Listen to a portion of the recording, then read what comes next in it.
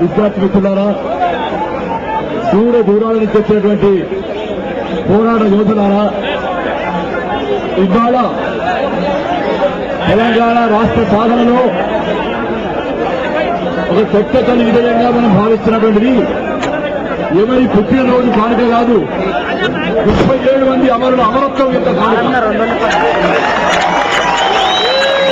37 మంది తెలంగాణ కోసం తమ ప్రాణాలు అర్పించినటువంటి అమరుల కానుక మాత్రమే కాదు, 40 సంవత్సరాలుగా 50 సంవత్సరాలుగా తెలంగాణ రైతాంగ సాయుధ పోరాట కాలం నుంచి ఈ తెలంగాణ గడ్డ కోసం ప్రాణాలు అర్పించినటువంటి ఎంతో మంది అమరుల యొక్క త్యాగఫలం ఇవాళ ఒక కొత్త తొలి విజయంగా మనం సాధించుకున్నాం.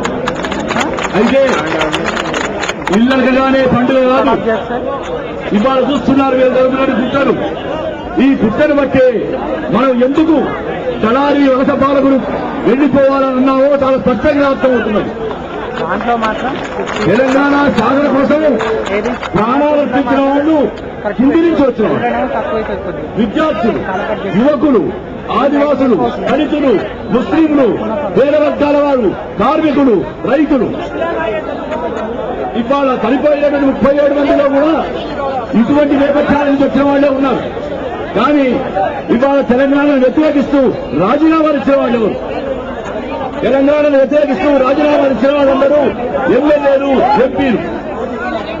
ఎవరి దోపిడీకి వ్యతిరేకంగా, ఎవరి వలసపాలనకు వ్యతిరేకంగా మనం పోరాడుతున్నామో, మనం పోరాడి ప్రాణాలు అర్పించుకున్నామో వాళ్ళేవో ఇవాళ తెలంగాణ రాష్ట్ర సాధనలో తొలి విజయాన్ని సాధిస్తే దీనికి 50 ఏళ్లుగా మనం అడ్డుకోవడం మాత్రమే కాకుండా, మనం దోచుకోవడం మాత్రమే కాకుండా దళాలుగా వ్యవహరిస్తూ మన మూరుగులు, మన వనరులు, మన సంపదలు దోచుకుపోయిన వాళ్ళు, మన చదువులు, మన ఉద్యోగాలు ఇస్తున్నారా? ఒక్క విషయం చెప్తున్నాను. ఇక్కడ ఉన్న ఒక 40 నిమిషాలు పట్టింది మనకు ఎంపీని తెలంగాణ కోసం రాజీనామా ఇవ్వాలని అడగడానికి. అయినా రాజీనామా అనే మాట రాలేదు. రాత్రి 11:30కు తెలంగాణ గురించి ప్రాసెస్ మొదలవుతుంది, ప్రక్రియ మొదలవుతుంది అని మాట్లాడగానే ఎంతమంది తెలంగాణ ఆంధ్ర ఎంపీలు, ఎమ్మెల్యేలు రాజీనామాలు చేయాలో చూడండి. ఒక్కసారి మన నాయకులు గుర్తు చేయండి. దోచుకోవడానికి నాయకులందరూ అంత ఐక్యంగా ఉన్నారు, దోపిడీకి వ్యతిరేకంగా పోరాడడానికి మనమెంత ఐక్యంగా ఉన్నాం. మన నాయకులు ఎంత ఐక్యంగా ఉన్నారు. ఎందుకంటే ఇవాళ పరీక్ష మొదలైంది, ఇవాళ అంతం కాని దానికి ఇవాళ ఆరంభమైంది. ఈ పరీక్షల్లో జరుగుతున్న వర్గాలు తనను తోచుకుంటున్నాయి. ఆ దళారీ పాలన వ్యతిరేక పోరాటం అని కాళోజీ గారు అన్నారు. ఇవాళ వాళ్ళకు తోడుగా రాయలసీమ వాళ్ళందరూ నిన్న ఏమన్నారు? వాళ్ళ అధికారంలో లేనప్పుడు రాయలసీమ విమోచన సమితి, వాళ్ళ అధికారంలో లేనప్పుడు ఇదే రాజశేఖర రెడ్డి గారి నాయకత్వంలో 42 మంది తెలంగాణ రాష్ట్ర కావాలని సోనియా గాంధీ దగ్గర వెళ్ళి చెప్పారు.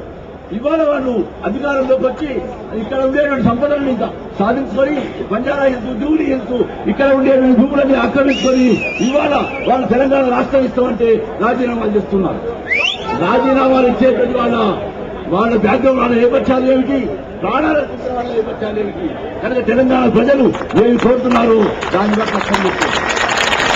ఈ పోరాటంలో మిత్రులారా విద్యార్థుల యువజనుల విజయం ఇది, ఇంకెవరి విజయం కాదు. విద్యార్థుల యువజనుల నాయకత్వంలో గ్రామాల్లో ఉండేటువంటి బడుగు వర్గాల, పేద వర్గాల, సాంఘ వర్గాల, దళితుల, బహుజనుల, ఆదివాసుల వాళ్ళ పోరాటం చేయండి. వాళ్ళ పోరాటం చేయండి. ఇవాళ బాధ వర్గాలు భయపడి రాజీనామాలు చేస్తూ ఉన్నాయి. పోరాట వర్గాలు తెలంగాణను సాధించుకుంటాయి, బాధ వర్గాలు భయపడి రాజీనామా చేస్తున్నాయి.